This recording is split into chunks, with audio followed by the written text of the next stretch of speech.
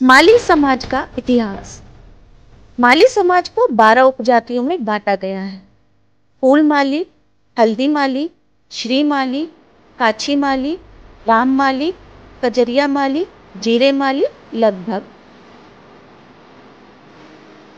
ऐसा माना जाता है कि माली जाति मूल रूप से क्षत्रिय जाति है, परंतु परशुराम जी ने पृथ्वी से सभी क्षत्रियों को नष्ट कर देना चाहा, तो इस जाति ने क्षत्रियता छोड़कर अलग अलग व्यवसाय अपना लिए। मान्यता है कि माली समाज का एक वर्ग राजपूत उप श्रेणियों में आता है। 1193 ईस्वी में ताइरान के दूसरे युद्ध में पृथ्वीराज चौहान को मोहम्मद गोरी ने परास्त कर दिया। पृथ्वीराज चौहान के पतन के बाद मोहम्मद गोरी ने दिल्ली और अजमेर पर कब्जा कर लिया। इस तरह मोहम्मद गोरी और भी शक्तिशाली हो गया। मोहम्मद गोरी की बार बार लड़ाई करने से ज्यादातर राजपूत वीरगति को प्राप्त हुए और जो बच गए वो उनको बंदी बना लिया है। कुछ समय बाद उन जीवित राजपूत सैनिकों को इस्लाम धर्म अपनाने के लिए बोला गया। जिन्होंने धर्म अपना लिया उनको जीवित छोड़ दिया गया, जिन्होंने नहीं अपनाया उनको मृत्युदंड दिया गया।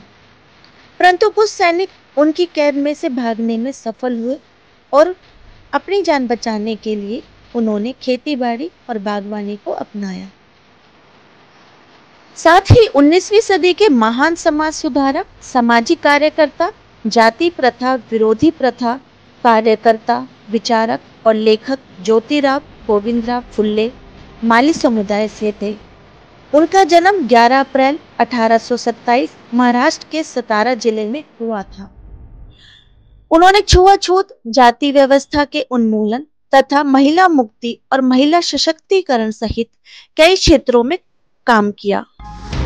ज्योतिराव फुल्ले और उनकी पत्नी सावित्रीबाई फुल्ले ने भारत के सभी महिलाओं के लिए, खासकर निचली जातियों और दलित जातियों की महिलाओं के लिए शिक्षा के अग्रदूत बने।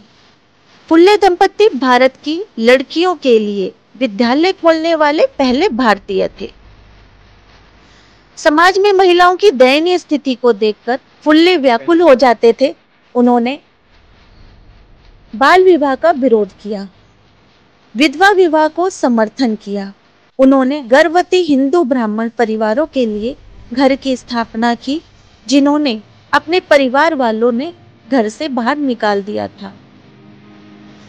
ज्योतिराव फुल्ले ने 1872 में निचली जाति के लोगों को समान अधिकार दिलाने और उत्पीड़ित वर्गों के उत्थान के लिए सत्यशोधक समाज का गठन किया था। सावित्रीबाई फुल्ले एक महान समाज सुधारक व शिक्षाविद और कवितामिष्ठा थी। सावित्रीबाई फुल्ले को भारत की पहली महिला शिक्षा माना जाता है, जिन्होंने भारत की सभी महिलाओं को शिक्षित बनाने का श्रेय जाता है। साथ ही उनके पति ज्योतिराव फुल्ले के साथ मिलकर भारत की महिलाओं के अधिकारों को बेहतर बनाने में महत्वपूर्ण भूमिका निभाई थी। सावित्रीबाई फुल्ले को भारतीय नारीवाद की जननी कहा जाता है, जिन्होंने जाति और लिंग के आधार पर लोगों के साथ भेदभाव और अनुचित व्यवहार के उन्मूलन के लिए काम किया। IMG वीगा भारत में ट्रेड यूनियन आंदोलन के जनक थे। उन्होंने 19वीं शताब्दी में कपड़ा मिल में काम करने वाले मजदूरों की परिस्थितियों में सुधार लाने के लिए याद किया जाता है। ब्रिटिश राज में कपड़ा और कई तरह के मामलों में भारी संख्या में भारतीय मजदूर काम करते थे। उन सब की बड़ी खराब दुर्दशा थी। वो सातों दिन बिना रुके मिलों में या अन्य जगह भारी भरकम काम करते थे, जिस कारण आए दिन दुर्घटना या बीमार होते थे। जिसमें IMG वीगा और ज्योतिराव फुल्ले जी के साथ एक ब्रिटिश सरकार के खिलाफ आंदोलन किया। इस आंदोलन के स्वरूप हफ्ते में एक दिन रविवार की छुट्टी घोषित हुई, जो कि आज के समय तक चलती आ रही है। यह है माली समाज, सैनी समाज की ताकत और इतिहास गौरवान्वित करने वाला, जिससे माली समाज को गर्व है। जय सावित्रीबाई फुल्ले और ज्योतिराव फुल्ले जी की।